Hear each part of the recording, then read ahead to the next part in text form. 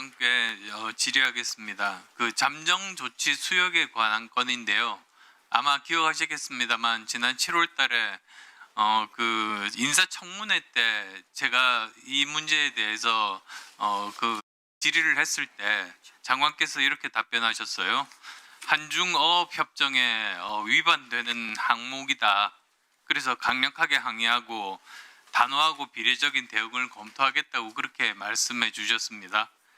그런데 사실 이제 5달이 지났습니다만 가시적인 성과가 보이지를 않습니다. 오히려 중국에서는 지금 현재 그 잠수 인력이라든지 고무보트 활동을 한다든지 조금 더 이제 진도를 나가고 있는데요.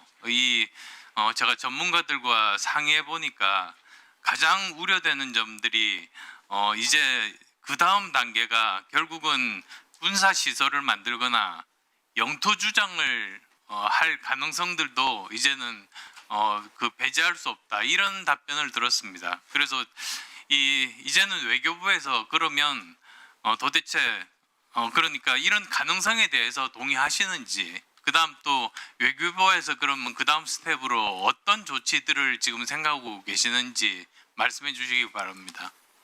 네, 그동안 중국 당국과 협의를 여러 차례 했습니다. 그리고 서해 구조물 문제에 대해서는 중국 측에서도 우리가 당장 받아들일 수는 없지만은 나름의 의견을 제시해 온 바도 있습니다. 그 다음에 그 외에도 지금 말씀하신 것 외에도 중국 어선의 불법 조업 문제도 있고, 그래서 이런 것들을 모두 모아서 중국 측과 협의를 해 나가고 있습니다. 그리고 대응 조치와 관련해서도 저희들은 관련 부처와 협의를 하고 대응 방안을 만들어 나가고 있습니다. 그 이번 아펙에서 그 한중 정상회담을 하지 않습니까?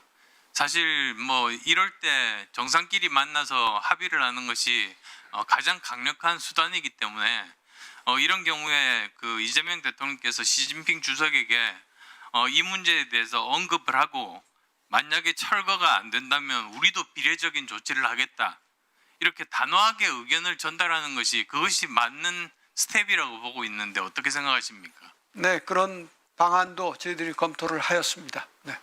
그래서 뭐 결론이 났습니까? 네, 그것은 상대방이 있고 또 정상회담의 성격이 있기 때문에 제가 미리 어떤 방향성 있는 말씀을 드리기는 좀 어렵습니다. 예, 뭐 표현이야 뭐 다른 표현을 쓸 수는 있을지라도 이 문제는 반드시 그 서로 논의하는 항목에 포함이 되어야 된다. 저는 그렇게 말씀드리고 싶습니다. 이번에 놓치면 그 다음에 다시 더 진도가 나갔을 때 돌이킬 수 없는 그런 그 여러 가지 우려점이 있기 때문입니다. 그리고 또 저 사실 미국도 함께 공조를 하는 것이 더 효과적이지 않을까, 이런 생각을 해봅니다. 사실 그 위치 자체가 아시겠습니다만 평택 미군 기지, 제주 해군 기지, 이어도 과학 기지 등과 접근하는 굉장히 중요한 요충지 지역 아니겠습니까? 그러니까 이 부분에 대해서 정말 그 미국도 이해관계가 굉장히 많이 걸린 만큼 미국도 함께 이 부분에 대해서 대응을 해야 된다고 생각하는데 어떻게 생각하십니까? 네, 그 미국으로서도 이 문제를 심각하게 들여다보고 있다는 것은 저희들이 감지를 했습니다. 예. 미국과 어떻게 할 것이냐는 것은 조금 더 상황을 보아가면서 검토하겠습니다. 그 한미 관세 협정 문제도 지금 굉장히 그 중요한 문제인데요. 사실 고민되는 점이 다 같을 겁니다. 이게 만약에 타결이 된다면 사실 그 재정 부담이나 외환 환율 문제가 지금 걱정이 되고 있고, 또 만약에 결렬이 된다면 시장 불안, 그리고 또 외교 리스크, 이런 문제들이 다 있지 않습니까? 그렇다고 이제 마냥 이렇게 계속 그 타결이 되지 않다가는 우리 수출에 막대한 지장을 초래하는 정말 우리나라 경제에 큰 타격을 주는 그런 문제입니다. 그래서 사실 우리가 굉장히 전략적으로 접근을 해야 되는데 혹시 한미 이 관세 협정에 대해서는 데드라인이 있습니까? 이때까지는 반드시 해야 되겠다.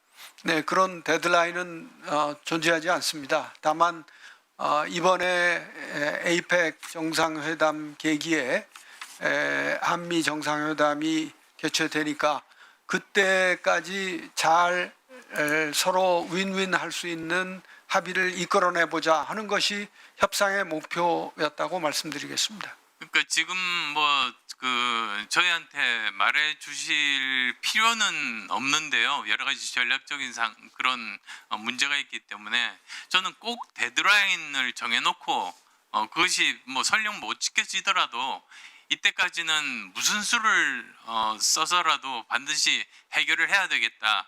이런 의지들이 저는 필요하다고 생각합니다. 네, 그게 이제 협상에서 사실 딜레마 중에 하나라고 생각합니다.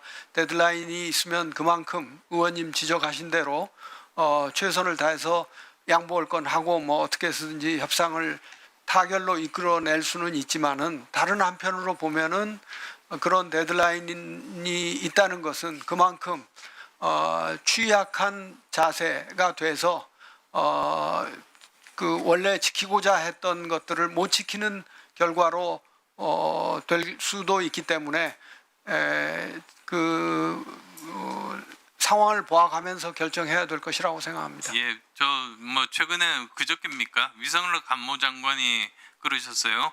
양국 간 관세 협상에 초안조차 못 잡았다. 사실입니까?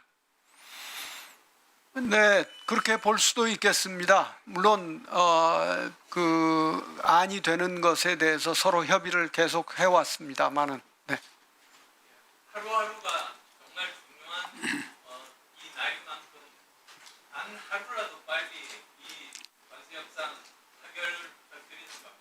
네, 그렇게 노력하고 있습니다. 지금 사실 캄보디아에서도 저도 미국 측 대표와 이런 문제를 그 국무부와 외교부 차원에서의 우려 등에 대해서 서로 이야기를 했다는 점을 말씀드립니다.